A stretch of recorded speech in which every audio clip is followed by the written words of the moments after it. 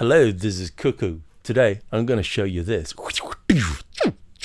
This is the Max pedal by Universal Audio, and it's beautifully designed, very robust built, and it sounds beautiful. So what is it? It's a dual channel compressor emulation and dual channel preamp emulator, and actually it's quad. It's not dual but quad because everything is in stereo. So you got two layers of compressors and preamps, which is really cool, and you can use it to both sculpt your sound and be creative with it and go a little bit bonkers and overboard to make it super crunchy and distorted, or you can keep it more in check, like for mastering a live set, for instance, which is why I've taken interest in this, to have something that is nice to master a live set. But having said that, I'm gonna go fully bonkers and explore the territory of distortion and character, because this has character. It's not like a super transparent pedal. No, it has character. So let's explore the character and see where it leads us. Let's do it. All right, so here we go. The Max pedal. It feels premium. It feels so nice. It's like machined to perfection. I really like it.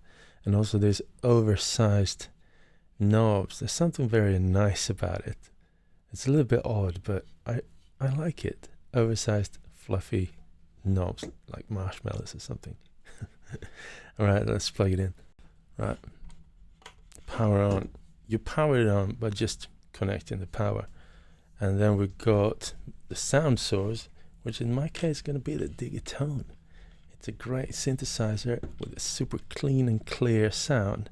So I'm going to use this to see if I can make it dirty while complementing it, and also mastering it and sculpting it. Let's see. Input, left, right, I suppose. Left on top, right comes next. Output, left. Right, let's see. Yeah, we're connected, everything's set up. So with a compressor, just as something to say in the beginning, with a compressor, what's really important in order to judge the sound quality is to compare before and after at roughly the same volume. Because with a compressor, sometimes you up the volume a lot, and then you compare it to something that has a very low volume to something with a loud volume. And then the loud volume always sounds more impressive, but in fact, maybe it's just louder. So during this video, I'm going to try and match the volumes as good as possible. Sometimes it's really difficult to do it because the compressed sound is bringing up the little details and the little background sounds, so it overall gets louder. So, but just mentioning that up front. So let's go. We got a couple of knobs here, and we got a couple of switches here. Amp simulation, compressor intensity or blend or mix, the output volume of each compressor, and then we got the selection of the actual compressor.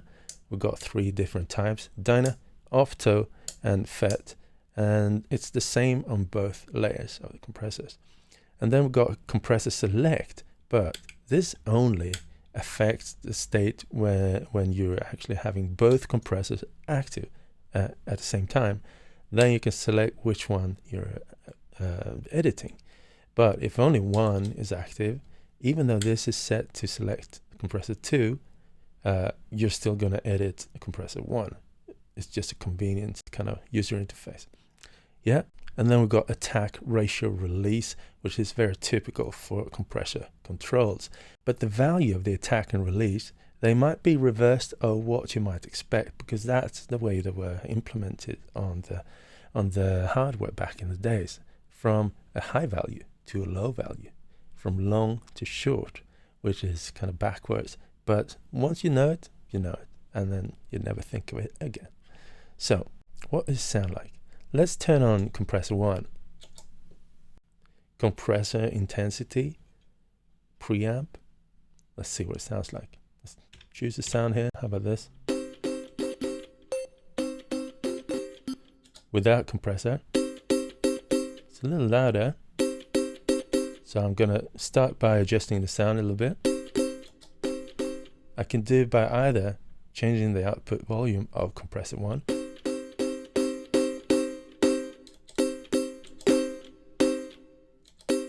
we can already hear like a clear characteristics of a compressor. Listen to the reverb and listen to it now. The reverb is much more present when it's compressed.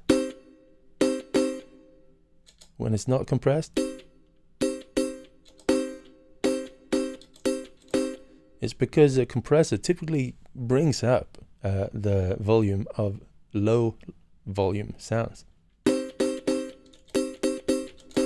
We could also hear a loss of kind of detail, because this is emulating some really old school stuff, vintage sound, and it's trying to achieve that. And so the kind of high crisp and high fidelity nature of the digatone will get affected by this. So let's try and see what the different qualities of the 3 different compressors sound like. First, DYNA. No compression. Compression.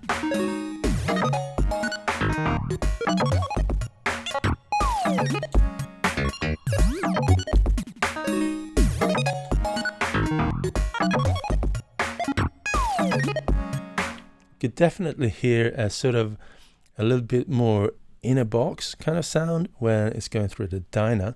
Let's turn it up and see what that sounds like. You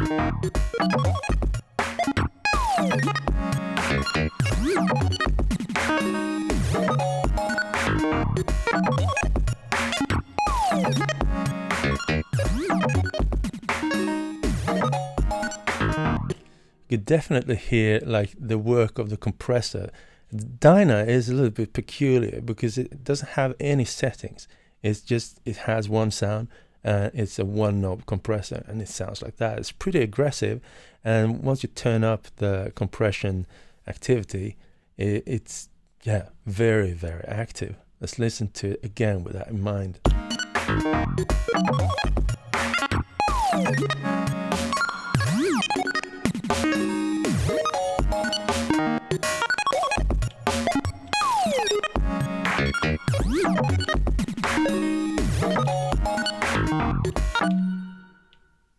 And now it's at full. You could hear it kind of building up a noise there. And now it's like fully, makeup gain is at maximum now. So if I start it now when this is at maximum, maybe we'll hear a little snap in the beginning, because now it's like makeup gain is like, oh, there's no sound, let's just pump it. And this, the instant when a sound is coming in, it's going to start ducking. Did you hear that? You can hear a little snap there. And that's just the nature of this type of compression of this compressor, that it behaves like that. But now you might be wondering, what about the red knob? Please turn the red knob. Of course we're going to turn the red knob. That's the preamp emulation. I say emulation because it's not actually a preamp. It's amplifying a little bit, but mostly it's amplifying the coloration of the tube amplifier, and also with a built-in EQ that I'm going to show you later, because you need the phone app to change the EQ setting of the amp, which is pretty cool as well. So let's turn it up.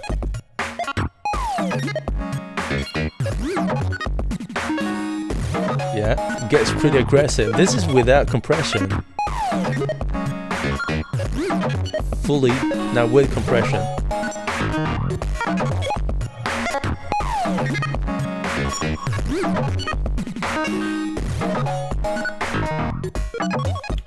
Now that is bonkers. Like, maybe that's not really suitable for a whole track, for a whole master mix, but maybe let's see if we turn it only on the bass. Let's see what it sounds like on just this.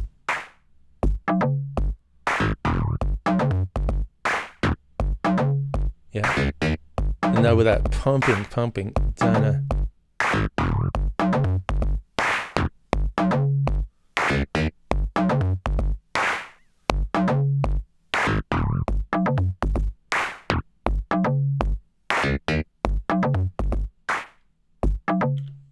Maybe it was something else like this.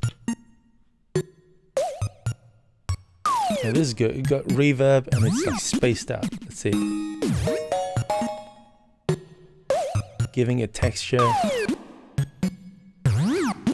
Compresses it a little bit.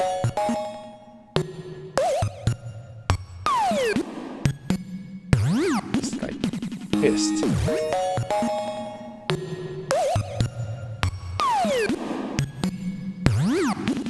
After. Okay. Clean. No compression. Very, very different. Let's try and match up the volume.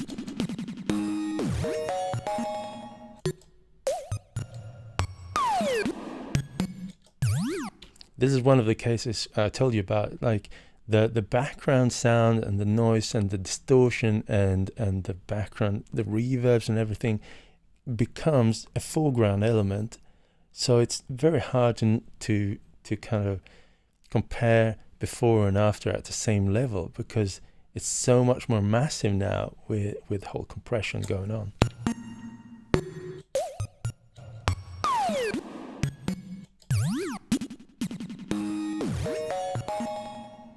Maybe there.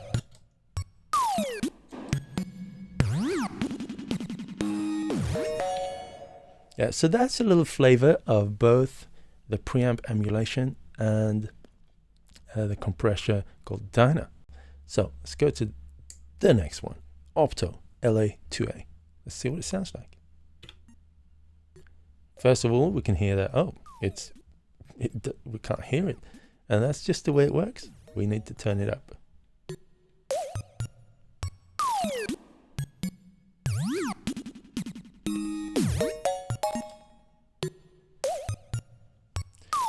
And the LA-2A, the OPTO, has not attack, but it's got ratio setting and release setting. Okay, first, nothing. We can hear a pretty aggressive ducking.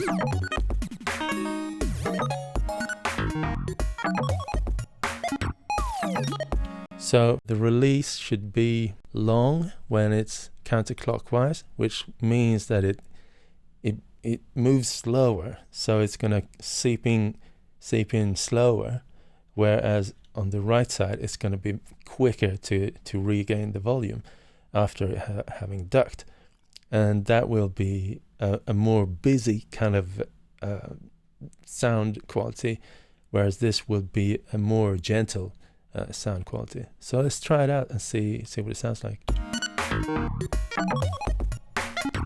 We can hear the compression is kind of gentle but very present. So let's turn up.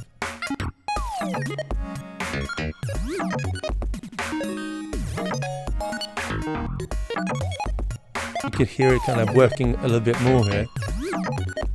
And that's a thing with the compressor here, is there is no visual indication of how the compressor is working. So you have to use your ears only. With a computer plugin, you can see how it's working, and that's going to aid you in your work with the compressor. But here, it's with your ears only.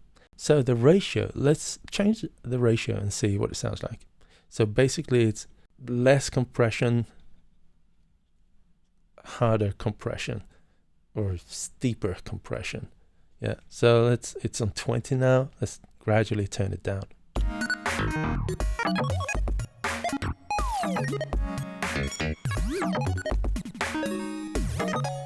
More. Compare. Nothing. Kind of.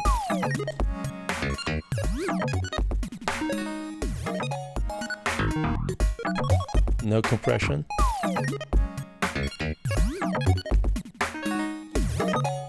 With compression. Yeah, cool. Let's bring some character in on the amp simulation and see what that makes.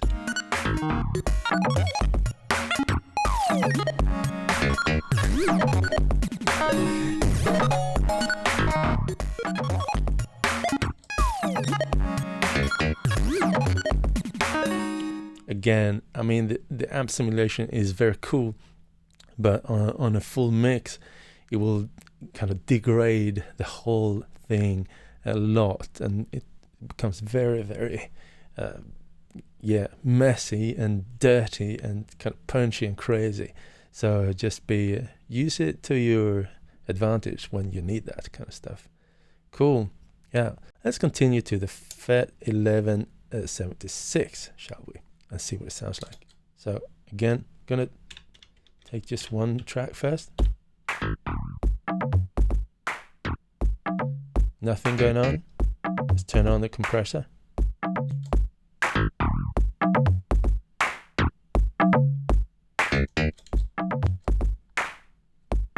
And here we got attack. So long attack, short release. And with this track,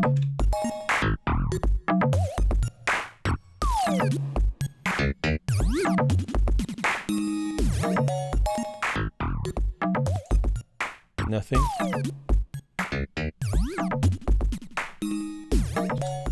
With compression, maybe high ratio. All.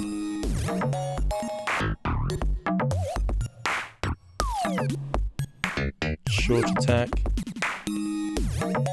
long release.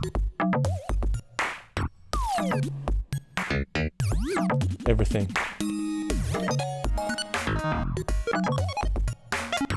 More. Okay, let's do another track. Maybe you know, this is my music, so for me this is just jolly tones, but maybe for you it's like, oh come on dude, play some normal music. Alright, I know what to play. We're gonna play this one. Yeah, this is a good example also about hearing kind of the pumping of the compressor. So no compression.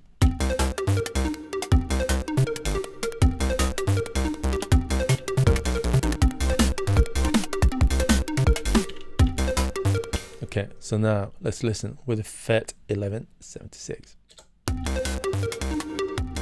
It's working a lot now. You can hear it's kind of ducking and pumping and ducking.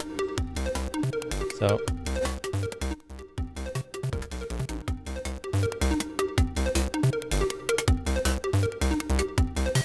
attack, slower attack.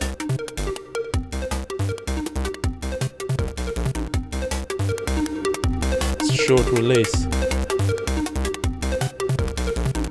less compression. Okay, compare. Let's go to the next stage and let's bring in some character.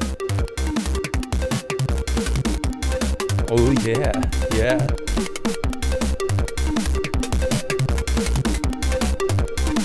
It's a bit crazy. Slow down the release to make it more gentle. Okay, next stage. So in this section there's a lot of long tones, and when there's long tones with compressor, you can kind of hear how it's kind of ducking and working.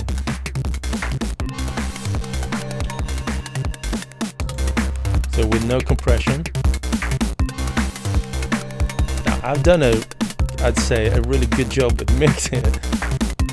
So even with a non-compressed sound, I think it sounds very even, because I've worked a lot with the volume to make sure it doesn't stand out too much. So even non-compressed, this is kind of a very controlled kind of sound. But with the compression now, let's see.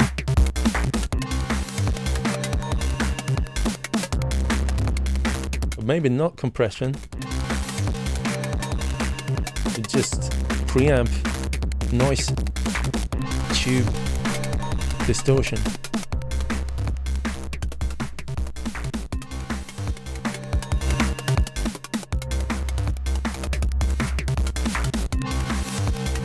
This is crazy. Alright. Now setting the attack and release is super quick. Quick attack, slow release. And we can hear like the non-compressed one has this super detailed sound of the digatone. It has that, and sometimes if I feel like it would be nice to kind of just tame it a little bit because it's so detailed. So I'm worrying that if I'm playing this out on a huge system, maybe all of those tiny details in the sound might wear the listener down. Now I have played it and I don't think it's wearing you down, but depending on the sound system. But it would be nice to have this way of kind of rolling off the sound a little bit. And I think it does that a little bit. Okay. But now, this would be very interesting to listen to with the DYNA and see what it sounds there, because this is a one knob compressor. A completely different sound.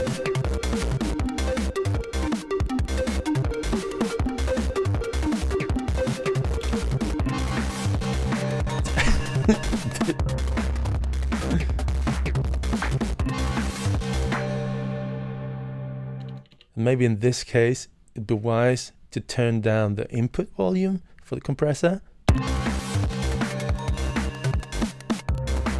to make the compression a little bit gentler.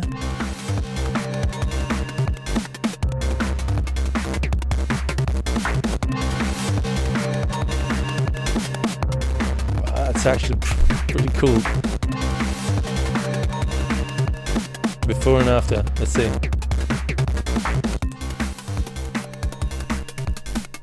Yeah, because it's so limited with the controls, the input volume also becomes a control that you should take into account. All right. So at this point, I want to bring out a phone with an app, because you can connect to the pedal with a Bluetooth app. So here we go, launching the UA effects controls. And it knows that this is my pedal. I've paired it before and it's very easy to connect again. So waiting for it to open up, and there you go. In the app, you can set whether you want the compressors to be in serial, like they're now. One compressor, compressor 1, goes into compressor 2 and then out to the master. Or parallel, which is more of a mix between the two compressors. Or exclusive, which is more of a use case scenario where it's simple to select compressor 1 and then select compressor 2 for exclusively listen to one and then the other. I'm going to keep them in serial. All right, so the settings of the actual compressors, it's very nice. You've got low EQ, high EQ, and a sidechain bass filter. So let's try out the EQ first and see what it sounds like. So I'm going to go into the most gentle of the compressors and let's listen to it again. Right. So now, when we're bringing this up, it sounds pretty cool and kind of distorts in a tube amp kind of way. But we also have an EQ on the amp. So let's try it. It's very rudimentary. It's like on the hardware again, 6 dB or minus 6 dB on the bass, on the low EQ. Let's see what it sounds like. Plus 6. Yeah, you can definitely hear that bass now. Off. Minus 6. Off should be in the neutral state. Plus 6. Yeah, so what about highs? Plus 3. Okay, I'm gonna go here. A lot of crisps here. Plus 6. Even more crisp. And bass. Bass and crisp. No highlights.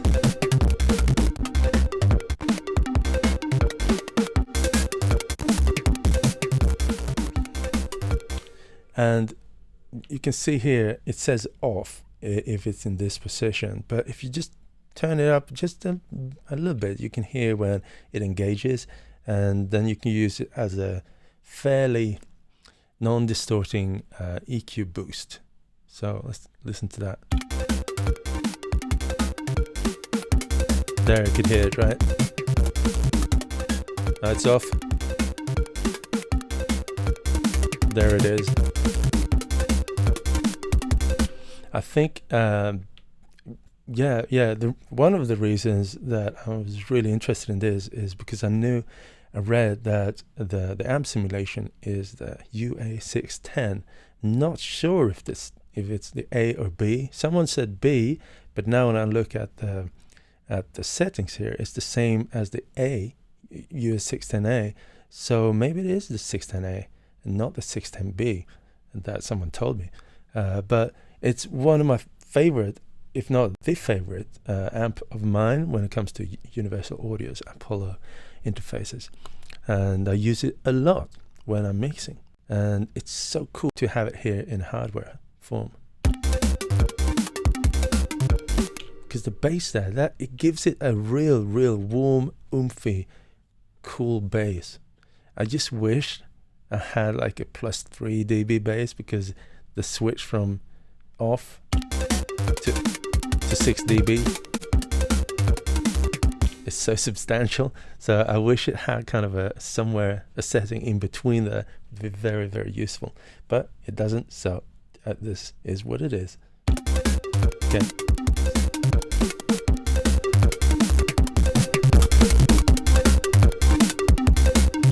I think that bass there, what it did, it gave it a lot of character. It took it to a different direction. Yeah, it's really cool. So let's listen to it in this. See if it kind of fares the same, or in this.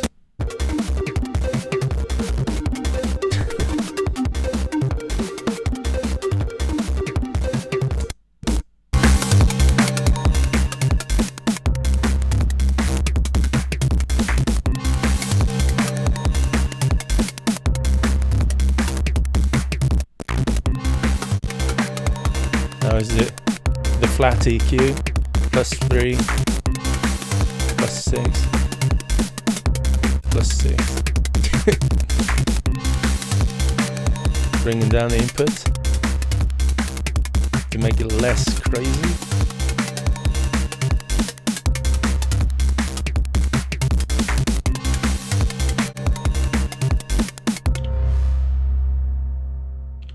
One thing when you're dabbing with the different settings here, and you're making like really cool high EQ settings, you're pumping the details, it can lead to listening fatigue quite quickly, and maybe you won't notice, but then after some time, if you turn it off and you're like, oh, it sounds really dull now, whereas maybe you've actually been wearing down your perception a little bit. So take breaks and come back, and then realize, oh, this was over the top, I was doing too much. So we had a little break now. Let's press play again.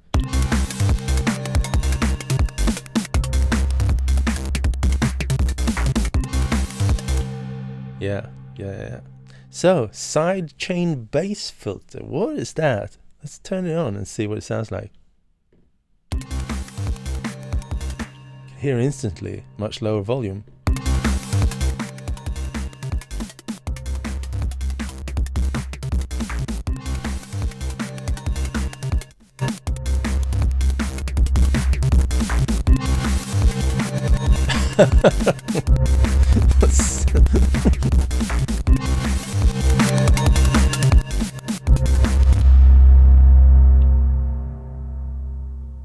Yeah, to be honest, I'm not used to working with Sidechain Bass Filter, but I think it's changing how it's listening to how to trigger the compressor. And with the Sidechain Bass Filter, I think we're removing some bass from the triggering of the compressor, and then we won't get triggered by the massive bass, and then it's being triggered by everything else except the bass. But now we can hear that it was kind of landing right in the middle there, and it didn't know what to do. When I had a really quick release, a quick attack. That's crazy. But whereas with it off, yeah. But it's there. It's a tool. It's there. Use it. Yeah. Cool. So is that everything? No, that's not everything. Well, it's sort of everything. But what I want to do now is to use two in a series and see what we can make of that. So what I want to do is to use this crazy one, the Dinosaur Dynasty, and do that first, and then send it to another compressor. So let's see what it sounds like. First, gonna be a little bit gentle with it. Let's see.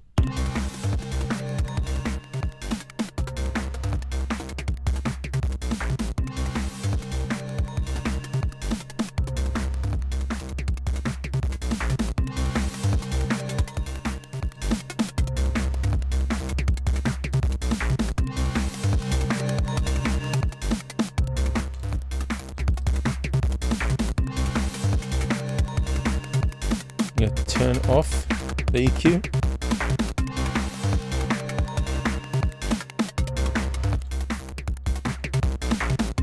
Alright, now I'm going to turn on compressor 2, which has boost. And now I'm going to make use of this. They're both on. Turn up the volume, compressor 2. Short attack. Long release.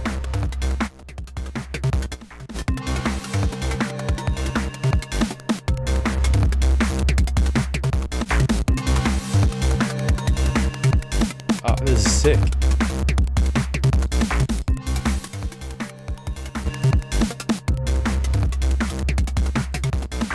Okay, so before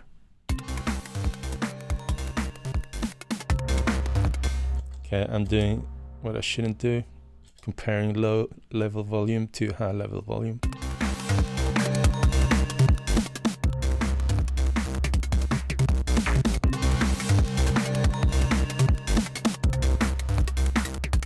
Before.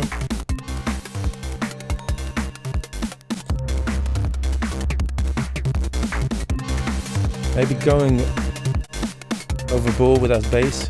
Let's try the bass on compressor 1 instead. Maybe reduce the bass on the master. Maybe the other way around. Ah, that's nice.